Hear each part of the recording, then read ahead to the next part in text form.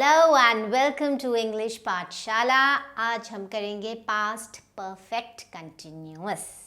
Okay, so now this is the last form of the past tense. We have done simple past, past continuous, past perfect and past perfect continuous. तो हर tense के जो है 4 different types या forms होते हैं, ठीक है? So we have done the present tense completely and we are now today finishing the past tense, right? Okay, so now past tense, past you know is था, तो ये अब आपके दिमाग में जो है एकदम सेट हो गया होना चाहिए अब तक कि पास्ट टेंस मतलब था, जो हो चुका है। Okay, now perfect tense, past perfect was had, I had gone to the market, right? So had, right?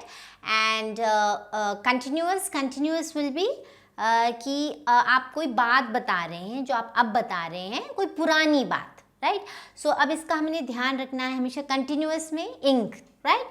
So had, अब यहाँ पे एक्स्ट्रा हमारा क्या लगेगा? Had been and plus the ing form of verb. Okay, so there will be no ED, ठीक है? That जैसे हमारा पास्ट परफेक्ट में था, he had talked to me. Okay, so यहाँ पे आएगा he had been talking to me. So there will be no swimming, he had been swimming, he had been singing. So it will not be had been talked or he had been sung. Okay, right? So these are a strict no. So हमेशा जो है had been के साथ आपका ing form ही आएगा. So this is the formula. Okay, that you will always remember. Right? So now अब हम देखते हैं, अब इसमें एक और बात आपने हमेशा याद रखनी, जब भी कोई परफेक्ट कंटिन्यूअस, अगर प्रेजेंट परफेक्ट कंटिन्यूअस है या पास्ट परफेक्ट कंटिन्यूअस है, सो जब भी आप हैड बीन कभी इस्तेमाल करेंगे, so it will always be followed, मतलब उसके बाद कोई उससे रिलेटेड होनी चाहिए, सम एक्सप्रेशन मतलब some information about what you are talking, right? For example, I had been going to the temple, ठीक है? मैं मंदिर जाया कर, I had been going to the temple. Okay? So this is your अगर आपने कि आप बोल रहे हो कि मैं जो है जाया करती थी, I had been going. Now had been और have been में फ़र्क यही है, have been मतलब कि मैं अभी भी जाती हूँ, had been मतलब आप पुरानी बात बता रहे हैं which was relevant for a particular time in the past, right? So I had been going to the temple. I had been going to the temple for 5 years, for example.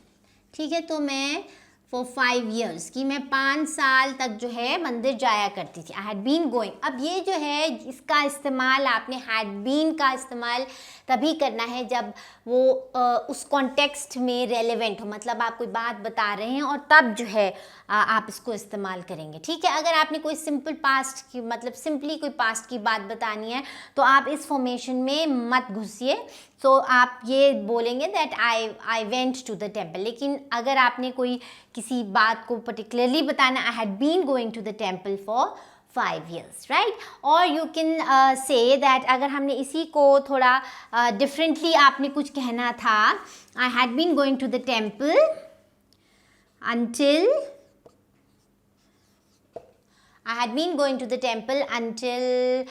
last few years. ठीक है, तो पिछले कुछ सालों तक मैं जो है मंदिर जाया करती थी। तो अगर हम सिर्फ I had been going to the temple बोलेंगे, so this will be incomplete. तो इसका मतलब कि क्योंकि कंटिन्यूअस है, तो आप पुरानी कोई बात कर रहे हैं जो उस टाइम रेलिवेंट थी, that I had been going to the temple until the last few years, और I had been going to the temple since 2005. Okay, so now मतलब कि ये एक्सप्रेशन है आपका, ये आपका कुछ ना कुछ आप small bit of information that you are giving along with the main sentence, right? So and I had been going to the temple since 2005 and I don't go, any more now, तो वो हमें बोलने की ज़रूरत नहीं है कि अब मैं नहीं जाती। जब आपने हैड बीन बोल दिया है तो इसका मतलब कि अब आप नहीं जाते हो, आप जाया करते थे, you know, which will qualified by some expression, and then so you don't need to say that अब मैं नहीं जाती. So वो आपका you know, it is इस आई हैड बीन से इसका मतलब यही निकलता है कि आप जाया करती थी और अब नहीं जाती, और ये कोई पुरानी बात आप बता रहे हैं. ओके, सो नाउ यहाँ पे देखिए कुछ की वर्ड्स हैं जो हमारे मेन सेंटेंस के साथ जो है उस एक्सप्रेशन को जोड़ती हैं, जो स्मॉल बिट ऑफ इंफॉर्मेशन आप देना चाहते हैं उससे रेलेवेंट. तो यहाँ पे जैसे सिंस है, और हमने बोला until the last few years या for 5 years. So these are the words जो हम यूज़ कर सकते हैं, जो जॉइन करते हैं यू नो दो रिलेटेड बातों को. जैसे हमने बोला सिंस, फॉर या अंटिल, राइट, और जैसे व्हेन, ठीक है, when, and then you have before, after और बट. सो दीज, इन सबको हम जो है कंजंक्शंस बोलते हैं, बट इफ़ यू ग्रामेटिकली अगर आप जानना चाहें, पर दीज आर द वर्ड्स जो उनको ज्वाइन करते हैं, right. So for example, I had been working as a lecturer. Okay, so if you are saying that I had been, okay, so मैं आई हैड, मैं जो है एक लेक्चरर के तौर पर I had been working as a lecturer. Okay, when I got my first promotion, when I got my first promotion. Okay, so अब यहाँ देखिए I had been, अब आप कोई पुरानी बात बता रहे हैं, had been working as a lecturer, और when, ठीक है, when, तो आप जोड़ रहे हैं when I got my first promotion. अब यहाँ पे जो है, अब क्योंकि हमने had been यहाँ लगा दिया है, तो यहाँ आप जो है simple past ही रखेंगे. when I had got will be wrong, when I got my first promotion, क्योंकि जो हमने वो tense की बात बतानी थी कि हम पुरानी बात बता रहे हैं, वो यहाँ हमने कन्वे कर दी है through had. तो यहाँ पे हमें वो लगाने की ज़रूरत नहीं है. So you don't have to use had 2 times in a sentence unless it is a very you know peculiar situation, जिसमें अभी हम नहीं जाएंगे, because अभी हम सिर्फ बेसिक्स पे क्लियर करेंगे अपने, right. Okay, so then another is like Priya had been going to school regularly. Priya had been going to school regularly until before she fractured her leg. Right? So Priya had been going to school regularly, had been going before she had fractured her leg, before she fractured her leg.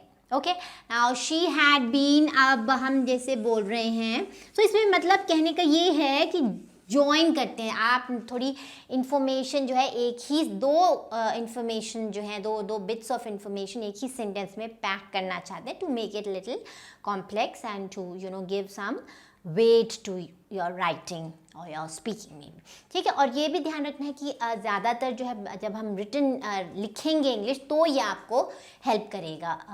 And for your grammar test, या आपने कभी लिखना है, कोई ऐसे लिखना है और लेटर लिखना है for your IELTS exam, PT exam, और for any other you know entrance test, तभी आपके काम आएगा. So okay, she had been living, so she had been she had been living in Chandigarh since childhood. ठीक है, अब इसमें दो बातें नहीं है कोई भी, ठीक है, एक ही बात है कि she had been living, so there is only one action, she had been living in Chandigarh. लेकिन इसके साथ हमने जो ये जो है फ्रेज या क्लॉज जो भी आप यूज़ करेंगे, तो वो हमारा बस क्वालिफाई कर रहा है with the help of since, ठीक है.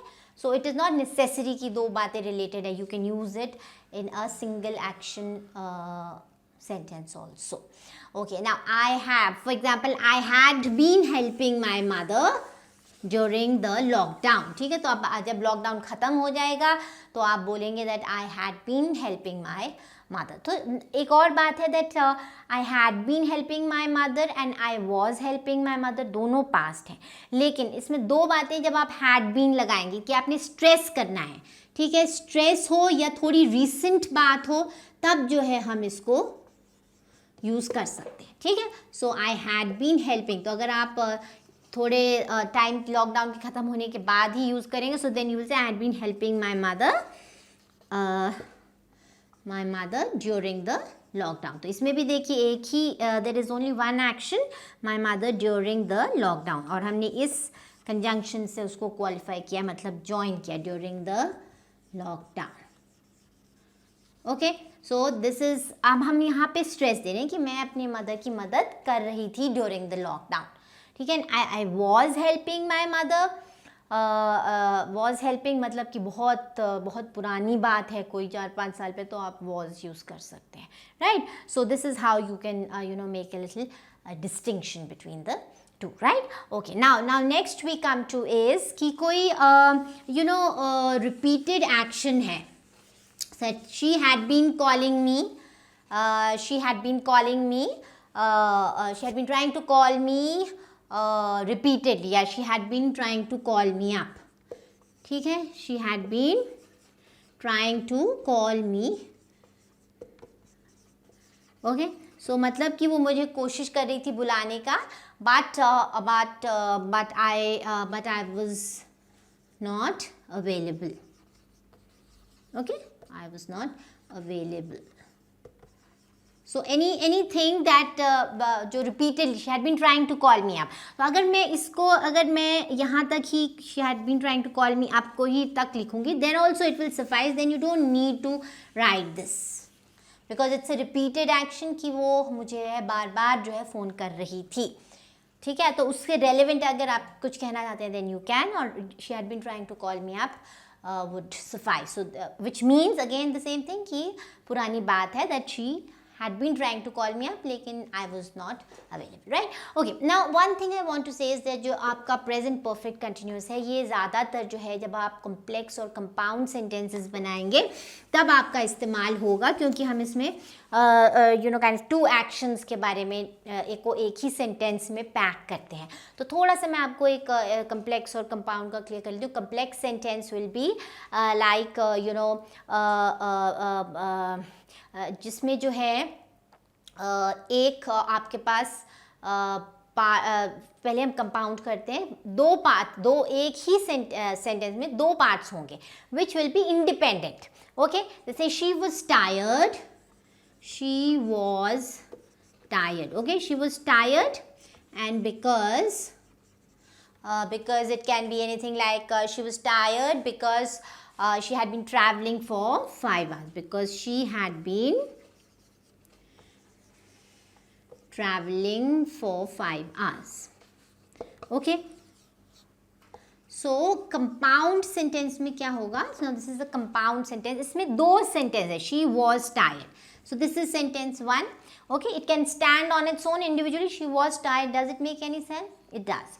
Now she had been traveling for 5 hours. Does it make sense? It can be a complete sentence on its own, yes, and it has been joined by because. तो इसको हम compound sentence बोलते हैं. So अब यहाँ पे देखिए कि आपका ये जो है आपका past perfect continuous भी use हो रहा है, और यहाँ simple past. So in one part of the sentence simple past, and in one part जो action चल रहा था उस time उसको हम जो है पास्ट परफेक्ट कंटिन्यूस करेंगे, ओके ना। अब जो हमारा कम्प्लेक्स सेंटेंस होगा, कम्प्लेक्स में होगा कि एक सेंटेंस होगा, ये इस तरह के 2 सेंटेंस नहीं बनेंगे, एक सेंटेंस होगा जिसके ऊपर जो है एक पार्ट जो है डिपेंडेंट होगा। For example if you say that when she, इसी बात को अगर हम दोबारा से एक कम्प्लेक्स सेंटेंस में लिखते हैं, that when she when she had traveled for 5 hours, she was tired, okay. So यहाँ पे she was tired is one complete part of the sentence, ठीक है, ये complete sentence on its own है, she was tired. Now when she had traveled for 5 hours, now this is not complete मतलब क्योंकि ये when है, ठीक है। अगर हम when को हटा देंगे then it will become complete, she had traveled for 5 hours, लेकिन हम बोल रहे हैं कि when she had traveled, तो मतलब ये जो हमने जो अपना joining word है या जो conjunction है वो हमने यहाँ लगाया है। So when she had traveled for 5 hours she was tired, ठीक है. सो लाइक दिस जो है, ये जो है थोड़ा कम्प्लेक्स और कंपाउंड सेंटेंस जो होते हैं तब हम जो है इसको इस्तेमाल करते हैं, राइट. एंड एक और है, जैसे अब एक हमने बोला रिपीटेड एक्शन के लिए, and then for cause and effect, कि आप कोई बात बता रहे हैं that she was tired because she had been studying all night, right. So she was tired because she had been studying all night. So here you want to stress on this recent activity, because she had, कि रात को वो सारी रात पढ़ रही थी, so that is why she was tired. So कई बार हम कह देते हैं she was tired because she was studying all night. So technically, मतलब grammatically there might be a little problem with the sentence, but हम जो है spoken English में even if you say that would be okay, that because हमने simple past पे आप जो है अपना ट्रैक रखिए, अगर आपको जो है इसमें बोलने में परेशानी हो तो, right. So and for the written word, then you must be a little more focused on where to use past perfect continuous, right. So that brings us to the end of past tense in all its forms, and the next time we are going to start with the usage of should, would and could, right. So watch the next video and subscribe to the channel. Don't forget to like, share and comment, and goodbye for now.